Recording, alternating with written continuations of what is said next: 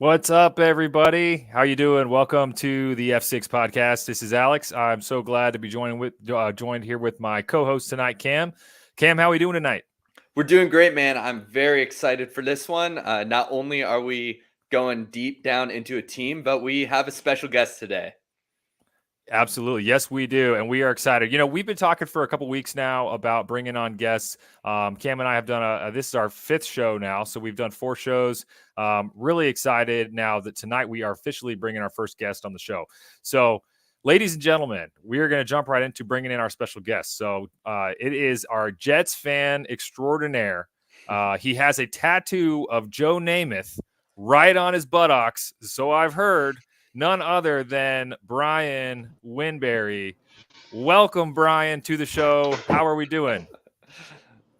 Doing well, Alex. Thank you for that lovely intro. I cannot confirm nor deny the tattoo on my buttocks of Joe Namath. It actually was a cover-up of Mark Sanchez and Geno Smith and all the fallen Jets quarterbacks collaborative. But yeah, so thank you for having me. I appreciate it, man. that would be a perfect place for Mark Sanchez with the butt fumble. I mean, that would be no other better place to put it. But we are so excited, Brian. Thank you for joining us.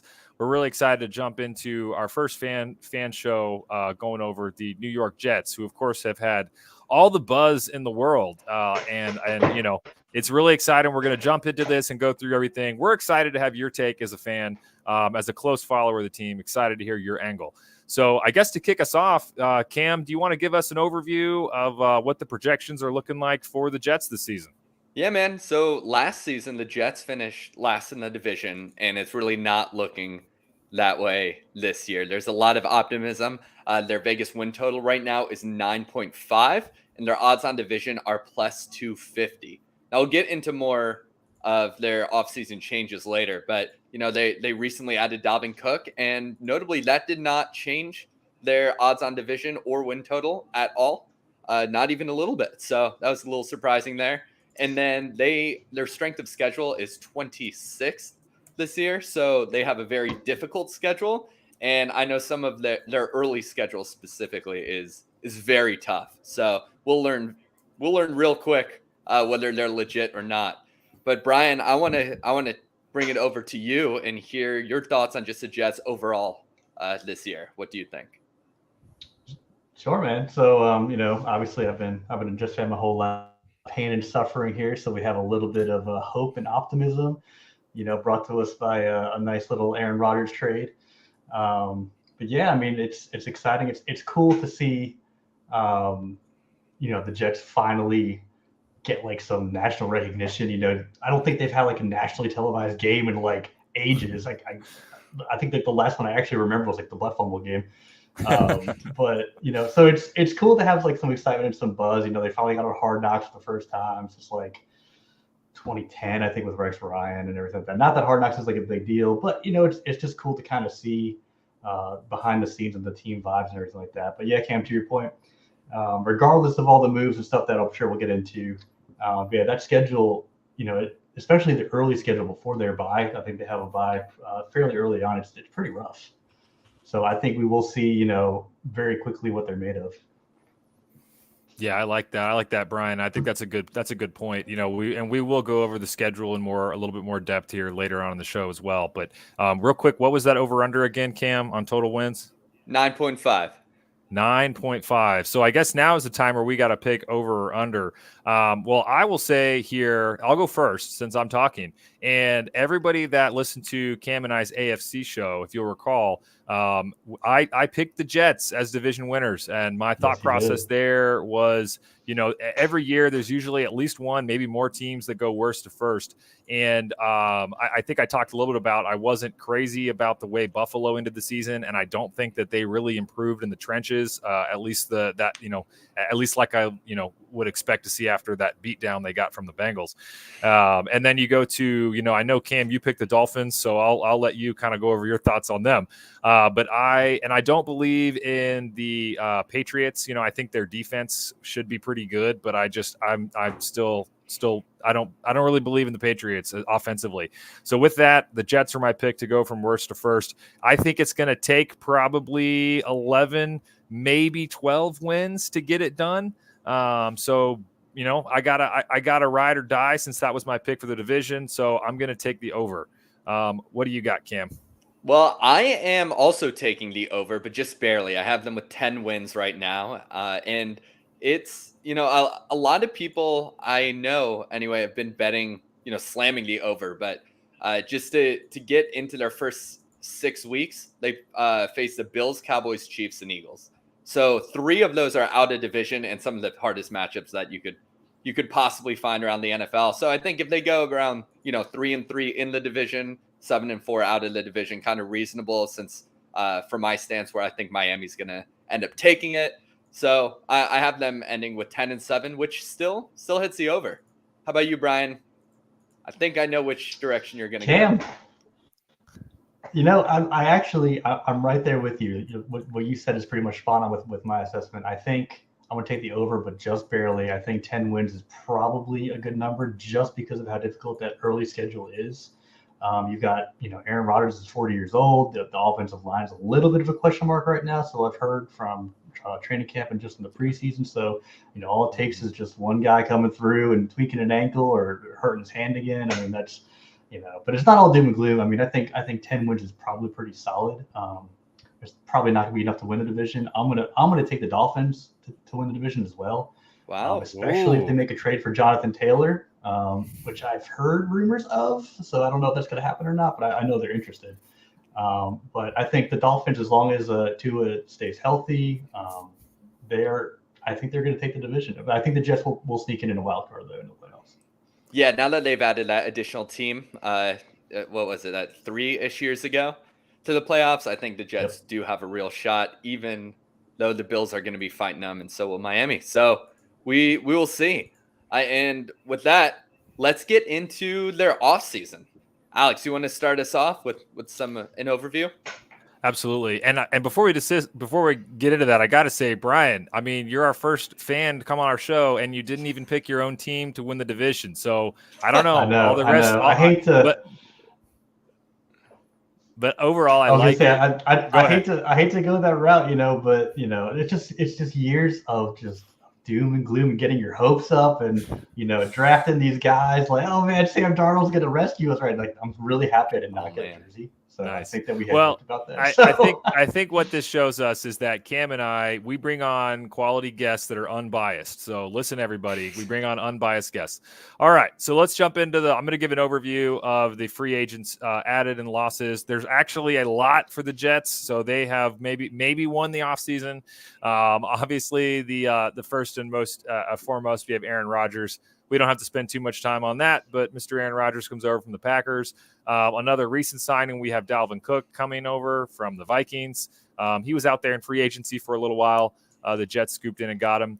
Another safety coming from another player from the Packers, Adrian Amos, comes over at safety from the Packers. Then we have a couple some more defensive players, Chuck Clark from the Ravens, Quentin Jefferson from the Seahawks, Al Woods from the Seahawks. An interior offensive lineman, Wes Schweitzer, if I said that right. Yep, from Washington. From the Commanders. Yep. We got Alan Lazard also coming from the Packers, Randall Cobb from the Packers. So you can see Aaron Rodgers brought some of his buddies. We got another offensive lineman, Billy Turner, coming from the Broncos. A linebacker, Sam Vaughn. I don't think I said that right. Coming over from the Dolphins. And then lastly, a couple other quick guys. We have Mecole Hardman coming from my beloved Chiefs over to the Jets. And I think those are the notable additions. For departures, probably some of the higher, at least the higher dollar amount departures. George Fant, a left tackle, left for the Texans. Braxton Berrios left for the Dolphins. Sheldon Rankins, interior defensive lineman, left also for the Texans. And then after that, I think the other notable one was Mike White, quarterback, also leaving and going to the Dolphins.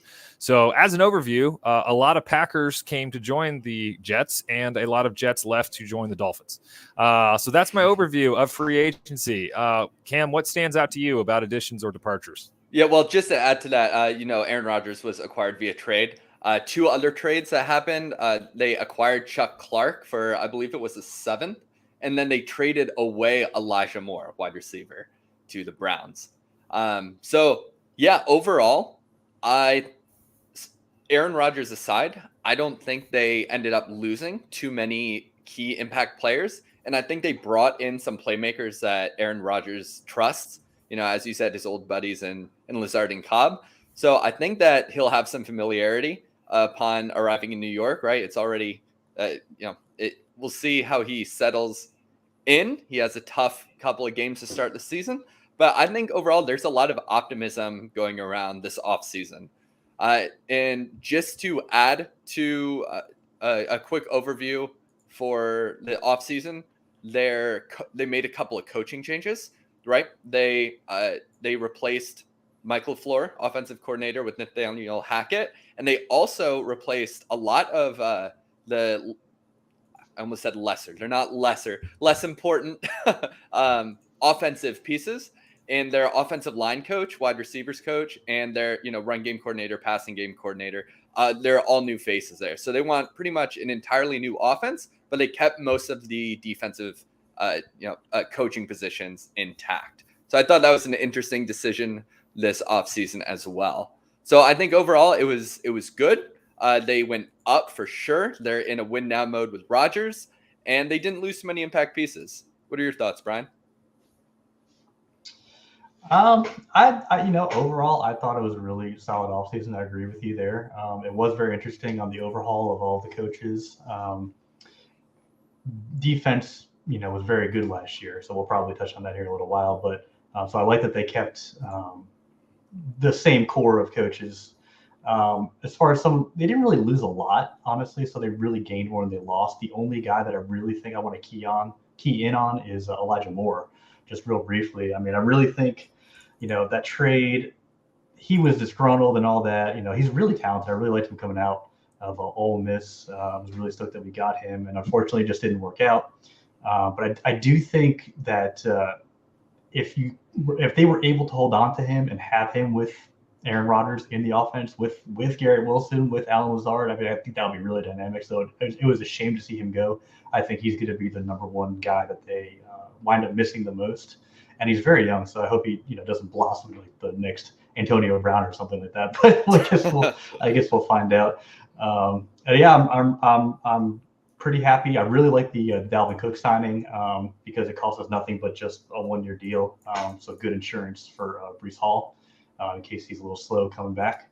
Overall, I like it. I'm a little iffy on the Randall Cobb one. I think that was just kind of to make Aaron Rodgers happy. I don't really know what he's going to contribute there, but hey, maybe he does. Maybe he'll surprise me. So everyone needs a friend. So and there was a rain cloud earlier in the offseason before the Aaron Rodgers trade, right? There when the free agency opened, they were pretty much at a stalemate, and they didn't really make any big moves because they weren't sure if they would have the money to do so. So I was looking at their cap space, and they're currently sitting with 19.5 million remaining, which is the 5th most in the NFL. And I think a lot of that really just stems from their inability to make major offseason signings early on because of the whole stalemate they had going with Aaron Rodgers. Yeah, I think it's actually a little misleading as well as far as the cap space goes. I think they were actually pretty close. Like they had to do like a lot of, Joe Douglas had to make a lot of moving around with contracts and pushing kind of money out to farther years, basically.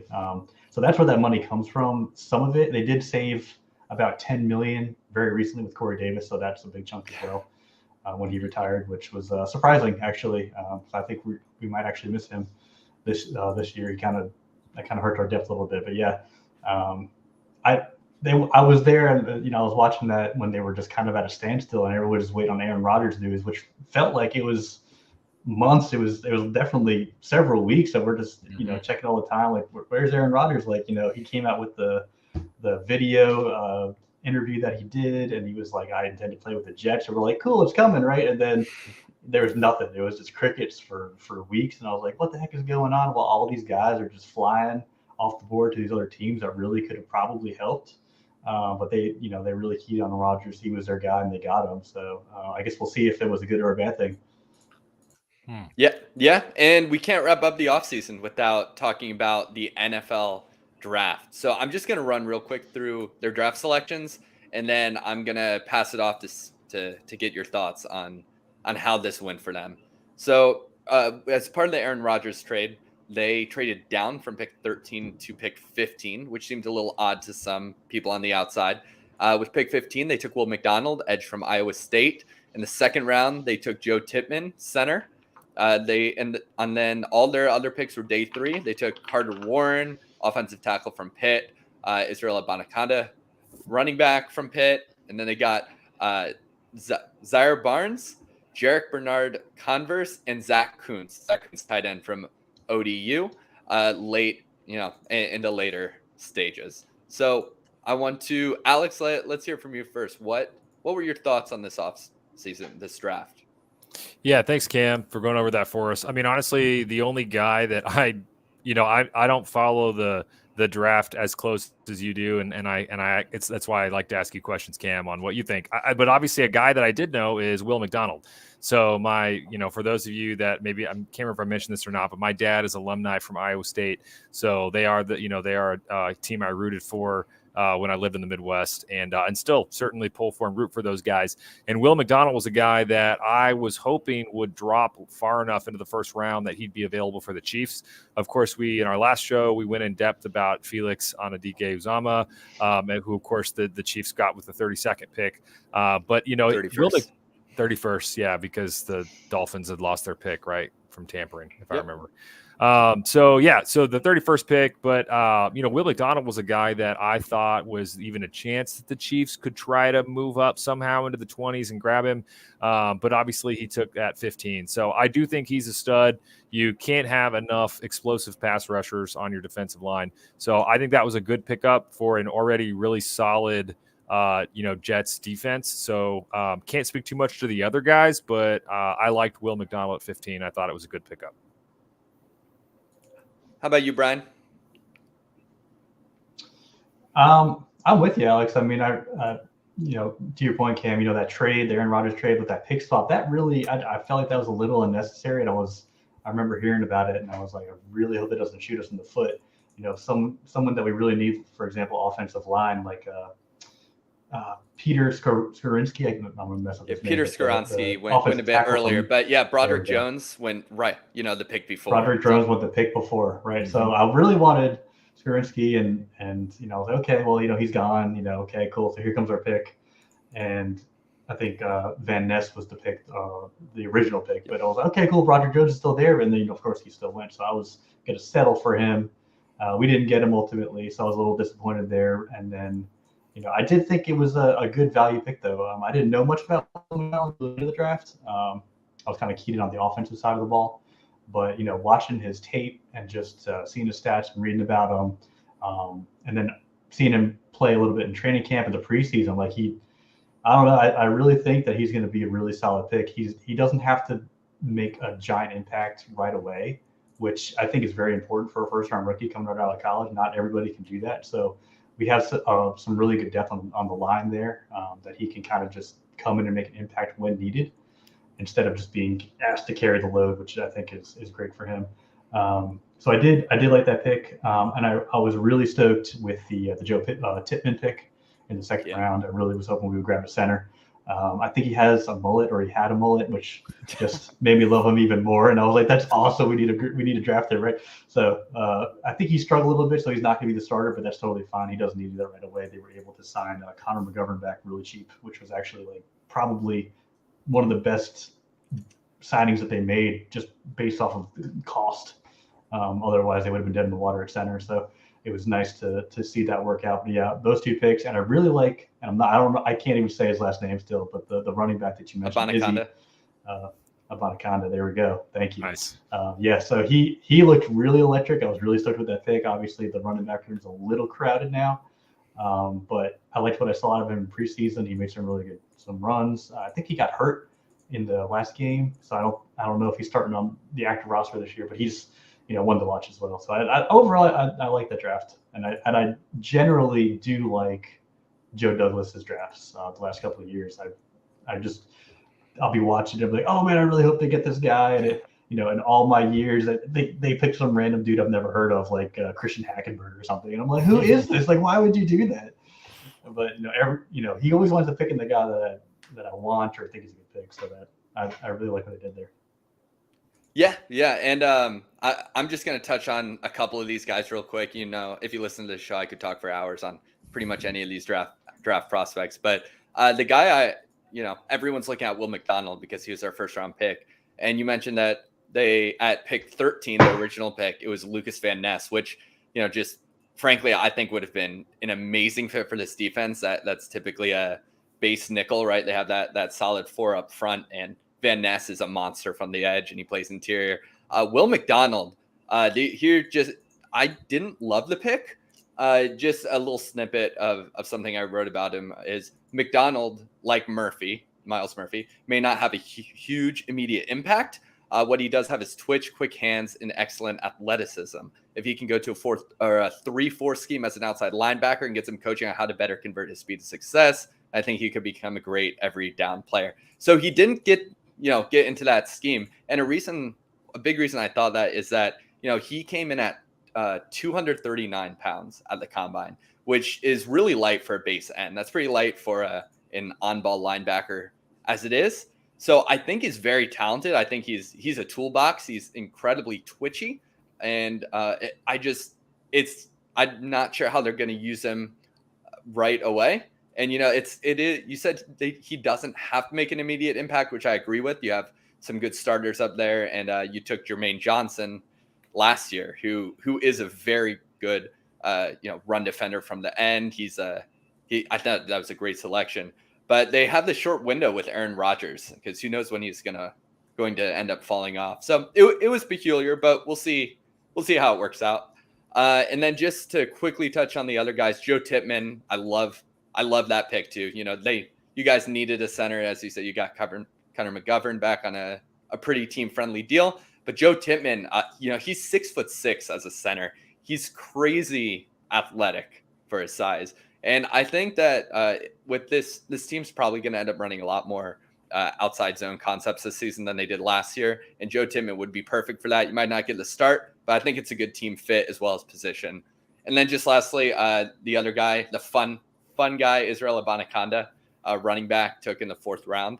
He is an athletic freak. They didn't have Dalvin Cook when they drafted. So I thought this was a good draft. He ran at his pro day an unofficial 4.27 at 40, and he had over a 40-inch vertical. It's 41.5. So he's just rocked up at 217 pounds. And I think if they can sort of mold him, he's going to make an impact a year or two down the line. So overall, I give this season, their off season, the Jets as a whole, I give them a B+. I think Aaron Rodgers, that acquisition in and of itself was an A+, but I thought they could have made a couple better selections in the draft. And they didn't really get many huge impact players. They brought in a couple of receivers who will be starters, but I think a B+ is a very solid and fair grade for what they've done.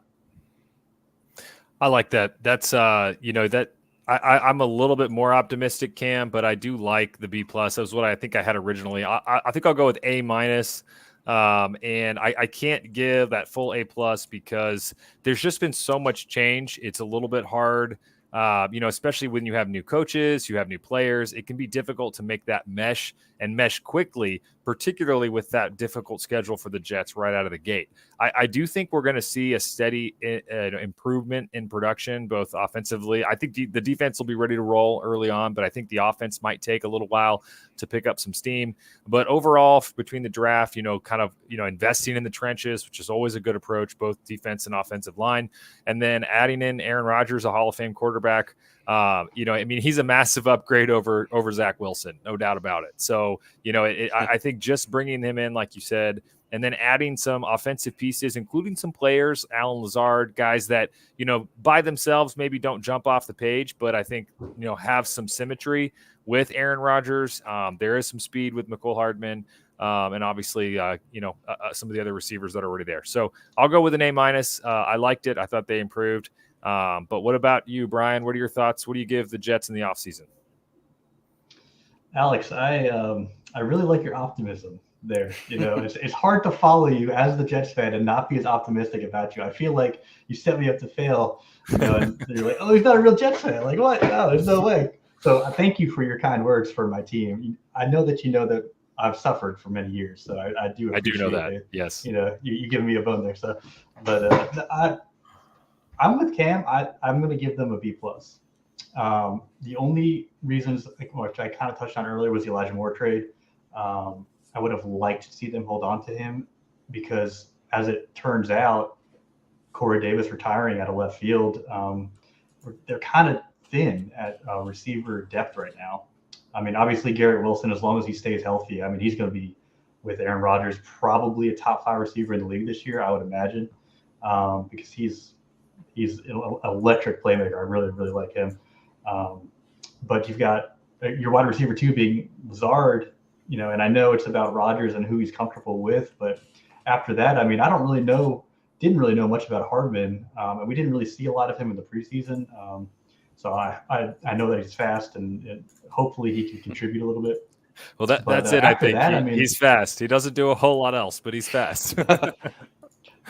He's the one that you would probably try to beat me with in Madden. You throw a little screen pass and just like run around the edge, and so. Yeah. But after that, it kind of falls off. So you've got Randall Cobb, which if he ever listens to this, I'm sorry, I'm not trying to speak ill of you, but I think he's just kind of there. Which is good for like young receivers to kind of like, show him the ropes and make Rodgers comfortable. He's his friend. But, I really would have liked to see that roster spot go to somebody else with a little bit more upside, because after that, I know they're still doing cuts and stuff, but there's like 2 undrafted receivers right now that like Jason Brownlee, for example, are trying to like make the fringe last receiver spot. And Cam, like you said earlier, like the window's now, like you have a 2-year window probably with Aaron Rodgers. So you need to put as much tools around him as you possibly can. And I think Lazard's probably like a fringe wide receiver 2, maybe like an upper echelon 3. I think without Corey Davis being there, they're really missing like that second guy. So I don't know. I heard some really dumb rumors that they were going to make a trade for like Devontae Adams because I think Aaron Rodgers made a tweet or something about him. And I'm like, there's no way that's happening. Like, we already traded away our first round pick, so what could you possibly else, want for Devontae Adams? But, all right. So that's a little bit of a concern, I think. Garrett Wilson Garrett Wilson over or under 170 targets this year. Oh man, I think I saw this earlier. I saw an article about that possibly. I don't think he gets 170 targets. I think he probably will get like 140. That seems reasonable. I think the league is on. They know about him now. Obviously, they're going to be looking for him, double teaming him. He's got to face cornerback 1 basically every time. But yeah, I'm really high on Garrett Wilson. And I saw some of the clips. I think I watched like the first episode of Hard Knocks, or one of the first 2, and he was just making like these crazy cuts, and I was like, oh man. I was like, just like watching his knee. I was like, please be okay. Like every single time he moves, like I get like terrified because he's so fast and so fluid. Like it's ridiculous. So I think they're gonna do like a lot of damage, but I don't really see if they can incorporate. Yeah, for sure. If they can incorporate the tight ends a little bit more this year, I think that would be big. To kind of take the pressure off the receivers. I would like to see that, and as well as Breece Hall or Dalvin Cook in the passing game as well. But yeah, so that's a really long way to say this could be a B+ for me. But yeah, I'm excited to see what happens. All right. Well, with that talk about Garrett Wilson, let's jump into the offense. And I'm going to start off just sort of going over what their tendencies were more last year and how that could change this year. Because last year they had Mike LaFleur. They had a very solid mix of gap and zone. They had 196 zone runs and 141 gap runs. And they had a lot higher yards per carry running left than right, which is both inside and outside, which I thought was interesting. So just a little bit on their run game, just to point out how good Breece Hall is. They had 3 running backs with 80 plus carries: Breece Hall, Michael Carter, and Zonovan Knight. And Breece, he averaged 5.8 yards per carry, regardless of where he went this season or last season, with the other 2 averaging 3.5 yards per carry. And again, just to note the different skill sets in this offense, Carter had it was down to 2.2 yards per carry up the middle, but Zonovan Knight had 3.5 yards per carry up the middle. Actually, it was 4.4 up the middle. So yeah, it got a lot of different types of backs here. And unfortunately, last year they didn't have much of a passing game, so they had to rely on their run game. They were 28th in drive success rate overall in 2022, and their quarterback EPA was extremely low. It was so their the expected points added for Zach Wilson, Mike White, and Joe Flacco were all in the negatives. Their best quarterback last year statistically was Mike White, and his EPA was resting between Cooper Rushes and Teddy Bridgewater. So that gives you sort of a sense of how well this team was performing through the air. Now they ran a lot of empty sets with Michael LaFleur. It was the league average was 8.2%, and they ran it on roughly 14% of offensive plays. Again, despite having such poor quarterback play, they put it in his hands a lot. It jumped up to 30% on third down, which is double league average. So this type of offense that was run through the air was it was more of a West Coast offense. There was only one receiver, Corey Davis, who had over 13.1 average depth of target, even though Zach Wilson had such a huge arm. And for reference, my Commanders, they had 4 guys with over that, and they had Taylor Heineke, who can't throw the ball over 30 yards. So it was they were trying to make things work, and it just wasn't. So they brought in Nathaniel Hackett and Aaron Rodgers. And I just think Nathaniel Hackett, he's very diverse. He has a West Coast offense as well, but he still takes more shots downfield. He has a lot of outside zone concepts that use the same formation and run and pass plays to switch things up and keep the defense on their toes. I think it's going to be a new overall look, but they're not going to change it as much as some people might think. Either way, they're going to put the ball in Rodgers' hands and let him do what he does best. That was a great overview, Cam. I want to ask another question for you. What are your thoughts on? And I know you've broken down the last 2 teams with the Chiefs and the Commanders. You've talked about the run scheme, whether it be gap or zone. What are your thoughts on the run scheme for the Jets? And what do you expect? Do you expect that to change this year based on what they did last year with Breece Hall coming back, hopefully healthy, and then of course bringing in Dalvin Cook? What are your thoughts on how the Jets will attack the run game? Yeah, so they brought in Dalvin Cook.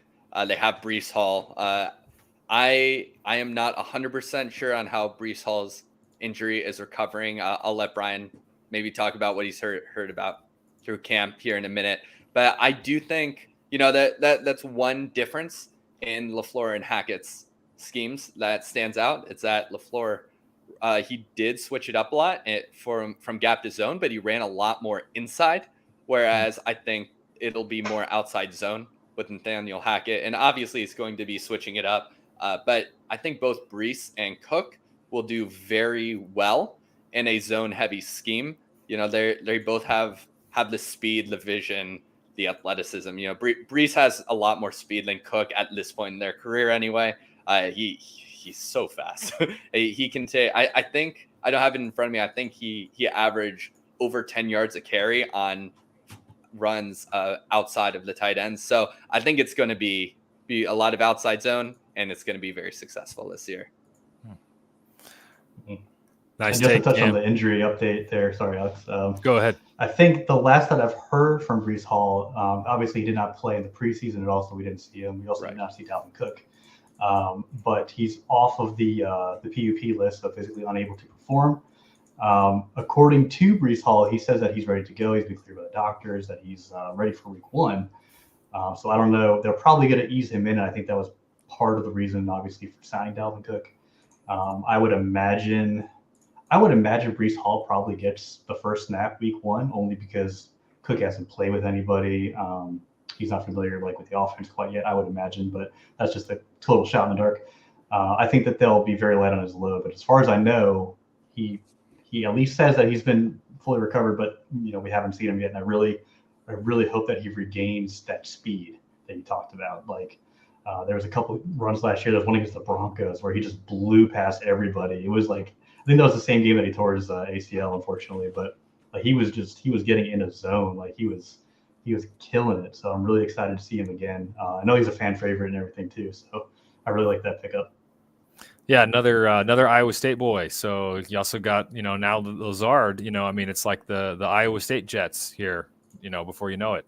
But yeah, thanks, Brian, for that insight. That's really helpful. So I guess as we start, Cam, thank you for the tendencies and the overview there. So now we can kind of talk about our overall ratings of what we think about the Jets offense. So I guess I'll go first. I think that for me. I already talked about how I gave a great offseason grade, and I did, but I don't, and I think it does improve the offense quite a bit. But I also think the offense was so abysmal last year that even going from even a large increase still ends them somewhere above, a little bit above average. I'm going to give him a C+ to start the year. I think that could go up, and I know that might seem low, but my thought process there is that, and I kind of alluded to it earlier, I think they have such a tough stretch right out of the gate, and I think it will take a little bit of time. I mean, Aaron Rodgers has been in New York and certainly I think done a much better job of trying to connect with his teammates, especially his younger teammates, as opposed to what we saw in Green Bay. But it's going to take a little bit of time, even though he's familiar with Hackett. Some of the other guys in the team aren't, and it could take some time and some tough competition to get going. I think they certainly have the potential and the top end talent to be a much better offense. But I'm going to start them in the year with a C+, and that's because I think they're better than average and quite improved from last year. But I'm going to need to see it a little bit more before I give them a higher ranking. What about you, Brian? What do you think? What ranking do you have overall for the Jets offense?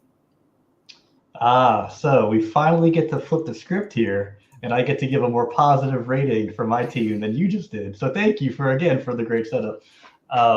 That was a little harsh, actually, Alex. The C+. Wow, that's a little bit on the low end there. I saw Cam's facial expressions there. I don't think he agrees either. But I'm gonna go with a solid B.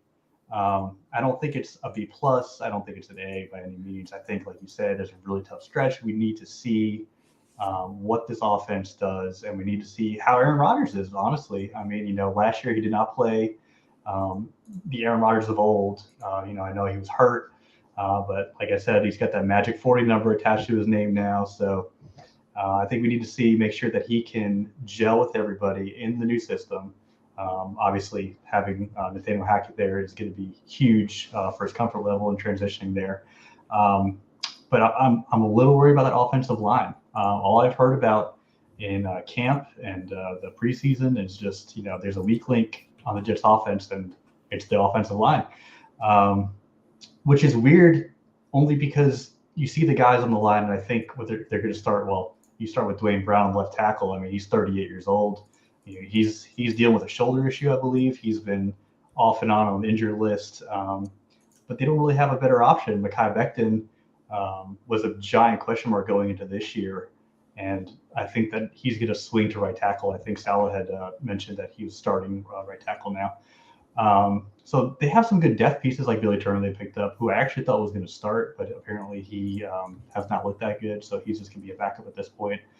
You bring back Connor McGovern. You've got Laken Tomlinson left guard, and he was a major disappointment last year. I mean, we signed him to a pretty big contract. He was one of the best guards in the league 2 years ago, and we expected, him to replicate that success, and it just didn't happen for whatever reason.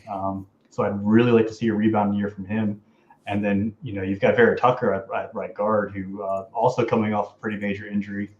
But he was killing it too, along with Breece Hall. He's one of the best young guards in the league right now, as long as he can stay healthy and regain his form. But they haven't played together really a lot at all. Even in preseason, I think they were just mixing and matching. So I'll be interested to see what that line does.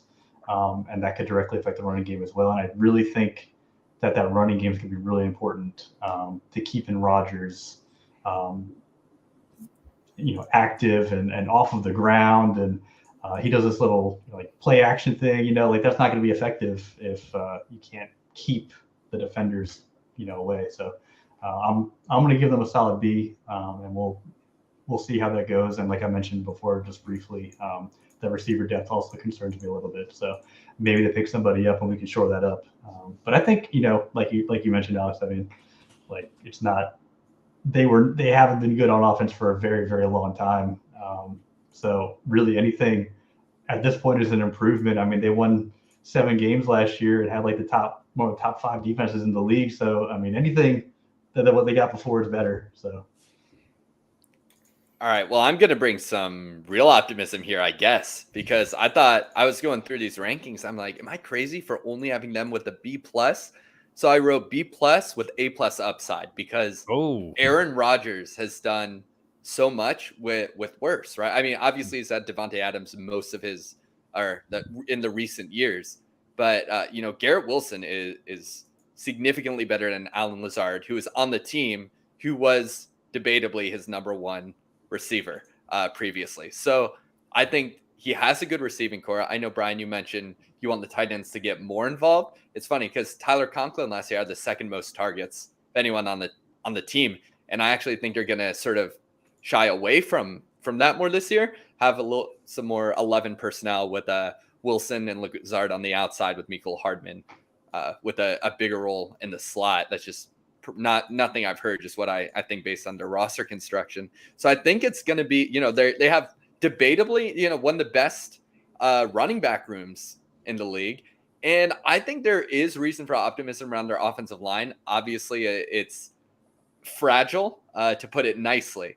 Mekhi Becton, Dwayne Brown, for instance, they can't be expected to hold through a whole season. But they have a great interior starters overall, right? You mentioned Elijah Vera-Tucker, and I think their depth at the interior has gotten a lot better this offseason. They brought in Wes Schweitzer, who I really wanted to stay in Washington because when he fills in at center and at guard, he can play very well. And Joe Tippmann, I think, will fill in well if needed. And Elijah Vera-Tucker, he played left tackle and right tackle just last season at a pretty decent level for such a young player. So I think if worst case scenario, he moves out to tackle and if he can be serviceable, I think that Aaron Rodgers can still make this offense work. So I'm giving them a B+. I think it could really surprise people with how, just people remembering how good Aaron Rodgers actually is. And if Aaron Rodgers takes a step back this year, well, it happens to everyone at some point, but I don't think that's this year. Well, there we have it. So that's all of our overviews for the offense. So I think we're pretty balanced there, and of course, I think we all agree that a lot of it certainly hinges on what version of Aaron Rodgers we get, right? Or I guess what the Jets get. So, all right, awesome. So let's go ahead and transition then to the defense. So Cam, you want to kick us off by talking about the tendencies and any potential changes from last year? Yeah, this will be a bit pretty quick. They had a very low cover 2 rate, but aside from that, they had the highest cover 4 rate in the league, and they did cover 3 and cover 1 a decent amount. You have to play some press when you have Sauce Gardner on the team. They technically have a base 4-3 defense. They always seem to have those 4 defensive linemen up there, but they play more nickel than anything else. They very often only have 2 linebackers on the field, sometimes even fewer than that. But they have a great cornerback trio in Sauce Gardner, DJ Reed, and Michael Carter. So I think those 3 will stay on the field most of the time. A lot of teams opt to have a bigger nickel who can help in run defense, like the 49ers I know use a big nickel, right? You put a safety in there, 210 plus pounds, over 70% of the time. The Jets only use a big nickel on 6.6% of 5 defensive back plays. So they like having that zone coverage. They do play a lot of zone. It looks a little boring at times if you're watching it because they don't change the looks up too much. They rarely blitz. CJ Mosley was the only non-defensive lineman with over 30 pass rush snaps, and he only had 37. And we went over the Chiefs last week. There were many players, cornerbacks, safeties with higher pass rush snap counts than that. So they sit back, they play zone, they have very solid players across the board, which we'll talk about shortly. And I think overall, I have this as my 5th rated defense in the league before a pretty significant teardrop. I only have Dallas, Philly, the 49ers, and the Commanders ahead of them currently. So, I like their offense, but I think their defense is even better. There you go. And I will give them a higher rating as well, because I know people are probably like, well, why did you say they were going to win the division and then you gave the offense a poor rating? Well, maybe not poor. I said they were above average. I just didn't, and I wasn't quite as optimistic as you guys, but I am optimistic on the defense. I don't know how you can't be. I mean, pending injury, I think this is an elite defense. So I'd give them an A to A plus. I don't really see. It's hard to see holes. Holes in this defense. I mean, and I have another hot take. I always have hot takes every episode, and this one is Quinnen Williams is good. Nice. There you go. There's my hot take. You're gonna go with Sauce. That could be it too. Sauce is good. Nice. So I mean, just the young athleticism on this defense is impressive. I mean, they are going to fly around. They are going to, as you mentioned, Cam. I mean, they're gonna mix it up a little bit, plays different types of zone and man. But I think they are going to be getting after it on the defensive line, and I'm excited. I mean, I think this is going to be a really, really good defense. So I got them as an A with A plus upside for me. Not a whole lot else to say, I think, on my end. What about you, Brian? Are you optimistic on the defense as well? I mean, like you said, I mean, there's really no reason not to be. I mean, so innocent until proven guilty, right? So coming off of a huge year last year and basically carrying the team. I mean, the defense kept the Jets in all of these games. In fact, won a couple for them while Zach Wilson was trying to even just throw the games away. So, I mean, they have an elite front, really, too. Quinnen Williams I'm so happy that they were able to lock him up. I think that he has untapped potential, even that he could be even better. I think he's just finally starting to get into the groove there. And then my guy to watch really this year is Jermaine Johnson, Cam, who you talked about briefly earlier, their first round pick from last year. He didn't play very much. I think he only played in like 37% of snaps or something like that. You're the stat man, so you correct me if I'm wrong. I'll pull that up. That's a guess. But it's very close to 30, 35, 37%. But I think that he's a really good player. I really like that pick. Again, another guy with real untapped potential, and he can make a difference all over the defensive line there. And completely forgotten about at the line is Carl Lawson, who they signed 2 years ago. And he, seems to not be maybe the player that he quite once was with Cincinnati, maybe even on the stat sheet, but he can still provide pressure. He's one of those guys that makes the impact that doesn't always show up on a stat sheet. And then you go back to the linebacker group, and you've got CJ Mosley there. I've always loved him. I was actually surprised that he even decided to sign with us a few years ago. I don't know why he did, because we were a terrible team and we somehow stole him away. But he's really good. He's kind of the captain of that defense there, and it kind of goes as he goes as well. And then I love me some Sauce Gardner. He's probably my number one guy on defense. I just love his swag. I just love the way that he plays. He reminds me a lot of a young Darrelle Revis, who I also love. So, but yeah, they've got really good talent all over the field. But yeah, I'm gonna give them an A with A plus upside, same as you, Alex. I don't see any immediate holes, and even if there was a weak link, which might potentially be the linebackers, Cam, like you mentioned, the scheme that they run, they don't really run a lot of linebackers. It's 2, maybe 3 sometimes, but they just they like to load the box, but not really blitz. They do all sorts of weird stuff, but it works out. I mean, when you've got corners as good as we have, I mean, it really frees up the defense to focus on other areas and not have to worry about dropping into coverage so much. Yeah, and you nailed it with Jermaine Johnson. He had 309 snaps on the season, which is roughly that, just under 30%, 25-ish. So very exactly. And he's going into his second year, and he's a very good run defender and an excellent edge setter, but he's not that twitchy.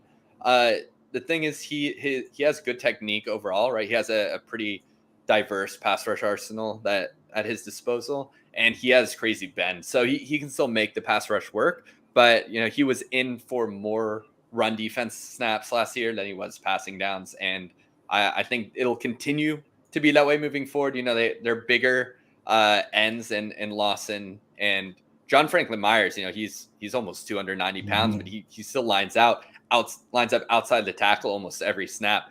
And they with their a draft pick of Will McDonald in the first round, they finally have like a true speed rusher. That's probably why they got him, because you don't want the tackles to get used to these big burly guys coming in at you the same way on every snap. So I think it's going to be an improved defensive line, because John Franklin Myers last year was very good.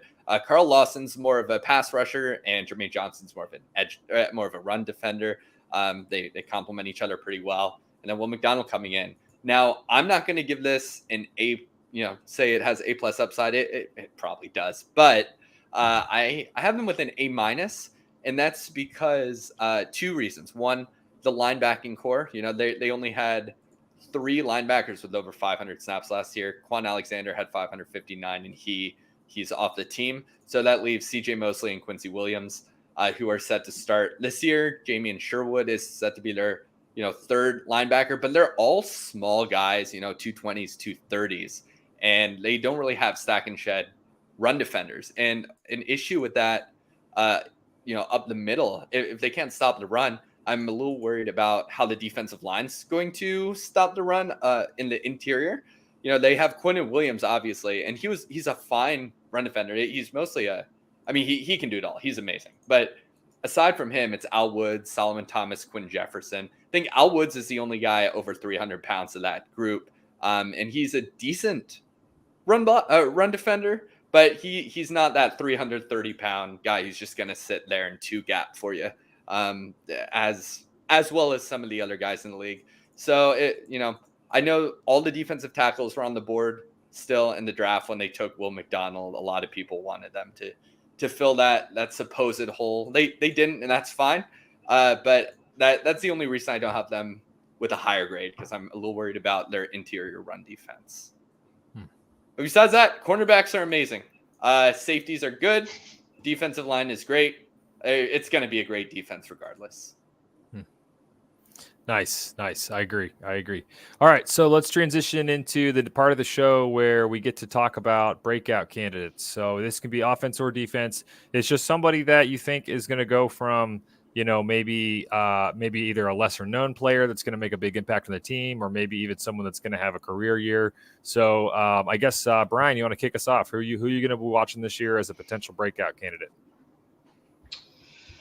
I kind of already touched on him. So my pick this year is going to be Jermaine Johnson for sure. Johnson. Okay. I think that he has a lot of people around him to make him better. I think he's really going to hopefully stand out this year. And Mekhi Becton's also like my comeback player of the year as far as the Jets go. I think, no, not for the league, no, but I have really liked what I've seen from him. So he's also one to keep an eye on. I really hope that he can stay healthy, because he's got a lot of talent, and he seems a lot like a lot leaner this year than he did before, which is really promising. So I was gonna say, didn't Becton lose a lot of weight recently? Do you know how much he weight did? he I think he was almost pushing. I don't off the top of my head. They were, sometimes the sources, when a guy hasn't played in a while, the source's Twitter is like a really bad picture of a side profile while you're bending over. It's just like, oh, Mekhi Becton must be 400 pounds because he's like holding an ice cream cone. I know that he did, put on some weight, but he worked really hard. Got lean again. I don't know what his current weight is, but visually he looks a lot leaner and stronger. Okay. All right. I like that pick. That would have been my pick for defense. But I'm just going to touch on Max Mitchell real quick. He is currently their backup right tackle. He played a decent amount last year, and I brought him up in my players to watch for our earlier podcast episode when going through the divisions one by one. I think he's going to end up getting playing time again this year, because we talked about how overall, again, fragile their offensive tackles are. I think, he has great technique. He was amazing in college against, granted, lesser competition. But I think if he gets a start and is put on a little bit of weight since college so he can anchor better and help protect on that Rodgers from that bull rush, I think he's going to end up having a surprisingly good season. But I guess best case scenario, he doesn't see the field much. But if he does, I think he'll be pretty good. What about you, Alex? Anyone to watch? Yes, I think for me, we've talked about him, I think quite a bit, but I don't know if this counts or not, but I'll pick Brees Hall because I mean he was breaking out last year before he got hurt, and so I want to see if he can pick back up again and have a full breakout season where he continues to to run with that level of efficiency and domination. I think that you talked about earlier, Cam, and be able to stay healthy the whole year. Another guy that I watched back at Iowa State, fast, can break tackles, and certainly can be a dynamic player for the right, in the right situation. So he would be the guy I'll be watching, and hope that he is fully healthy and is able to break out. All right.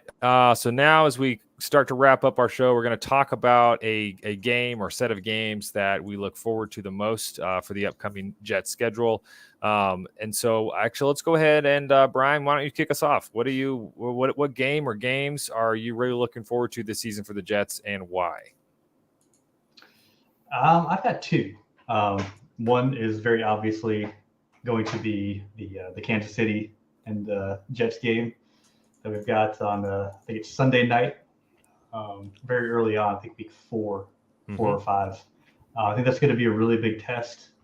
I think that the other games before that is week 4, by the way. You got the Bills, Cowboys, Patriots, and Chiefs. So the Chiefs stand out to me on the list. The Bills are also a good team, but the Chiefs are upper echelon, top of the AFC. And then they turn around and then they have to go.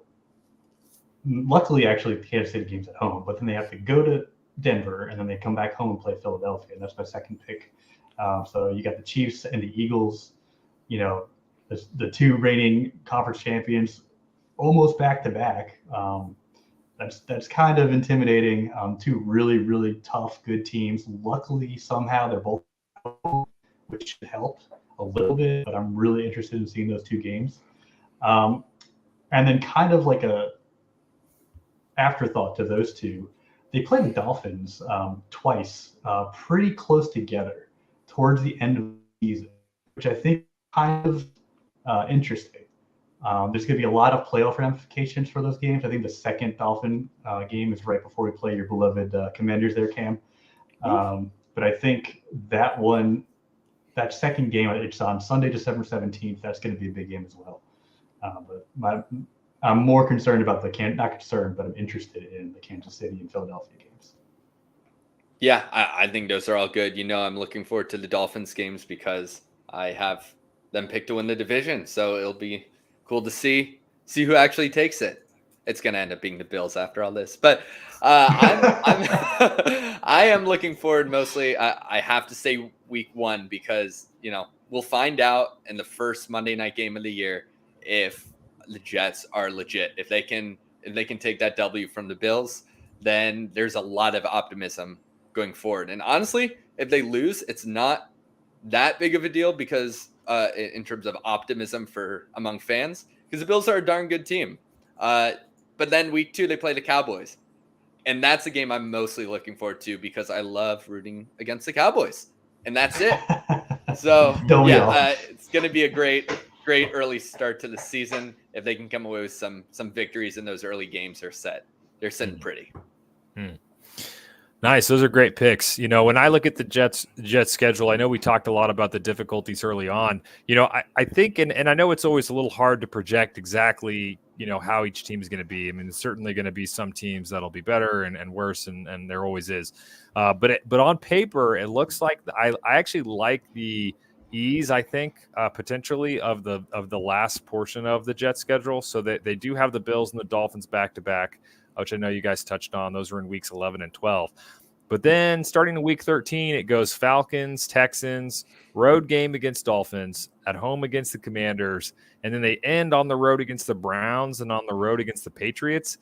I like that stretch for the Jets. I really think that there's a chance to win a lot of games in there. So of that stretch, though, I think the most difficult game would probably be that Miami game on the road. So that's a game, and I know, Brian, you already touched on that. That's a game that I'm really curious to see because I agree. I think if they can beat the Falcons, Texans, Commanders, Browns, Patriots, which those are all, I think winnable games, that Miami Dolphins game is going to stand out as really one that I think they're also going to need to win in their fight for the division. So I do have them picked as a division winner, and I think down the stretch they're going to have it. I think they're going to have that Week 15 against the Dolphins on the road. So that'll be fun too, because Aaron Rodgers likes to usually go off in warm weather games. So maybe it'll be nice down there in Miami that time of year. So with that, those were our picks. That was our overview of the Jets. So let's kind of do some wrap up kind of closing thoughts here. So I guess the question for you, Brian, is what are you going to do if the Jets win the Super Bowl? And then close us out with any other thoughts you have or want to share with everybody about the Jets this upcoming season. Oh boy, I honestly I've thought about that. Yeah, I thought about what would I really do if the Jets actually won the Super Bowl. So I got to shout out my dad. He's the entire reason I'm a Jets fan. So thank you so much for my lifetime of suffering. And I always make the comment that the last time the Jets even made the Super Bowl, he was like 8 or 9. Jeez. So it was a super long time ago. I'm like, that's crazy to think about. And then of course, semi recently in the last, it's not recently, now I'm old. So I just, told to myself, I guess. But when we had Mark Sanchez's rookie year in 2009, 2010, AFC Championship game both years, right there, you could have sniffed it, but it didn't happen. So even just to make the Super Bowl would be awesome. I think that's a very, very lofty expectation. But to answer the question, first of all, I probably might have to change my pants. I might poop myself. And then I would have to after it was all said and done the next day and it was actually real, then I might have to get a tattoo of the Jets somewhere. I don't know what I would do. It would be insane. It would be awesome. So, Nice. Well, now we know. So if the Jets are in the Super Bowl, we're going to text you and make sure you have your Depends on, so you're ready to roll just in case. That will definitely need to happen. Absolutely. Yes. So Cam, what are your thoughts? You got any closing thoughts on just overall the Jets season or players or anything that we didn't have a chance to dive into? No, I think we about hit it. It's going to be a good offense. It's going to be a great defense, and I think it's going to be a pretty great season. They're just unfortunately in a hard division, so they have their work cut out for them. But they might just pull it off this year with Aaron Rodgers. Yeah, absolutely. I think you guys covered it well. I mean, really well. I think we got a good chance to talk about both sides of the ball and what we think of the upcoming season, and had a lot of fun doing it. So, Brian, thank you so much for joining us for this podcast. This was a lot of fun. And for those of you out there, that are listening, make sure, if you want to come on here, if you want to come after Brian and talk about your team and maybe even tell Cam and I why we're wrong, we're happy to have you on the show. So, go ahead and DM us or text us or whatever you want to do so we can get you on the show. We do have some other deep dives coming up. We also have a few other variety. We're going to start adding in some different types of shows as well. So I know that we sometimes, I know Cam, we only scratch that itch just a little bit for draft, for some of your takes on both drafting as well as a lot of the kind of gambling insights as well. So we haven't had a chance to work a lot of that stuff in really deep yet, and so be on the lookout for some other types of shows that we have coming down the pipe, especially as we roll into the season, because we're getting very close now. So no other insights from me, but Cam, what should we remind people to do if they're enjoying the show? Good segue, Alex. If you enjoyed today's episode, guys, please remember to like and smash that subscribe button. It really does help us out. This is our third deep dive and the first time we have brought a fan onto this F6 podcast. Looking to do it more even as the season goes on. We'd love to have you on. We're not just going to be talking about the games that are ongoing, although we will be definitely talking some lifetime football throughout the season, which we're looking forward to. So join us next week for another episode of who knows what at this point. It's going to be exciting, whatever it is. And thanks for watching this again. Have a wonderful day, guys. Peace. Thanks, everybody.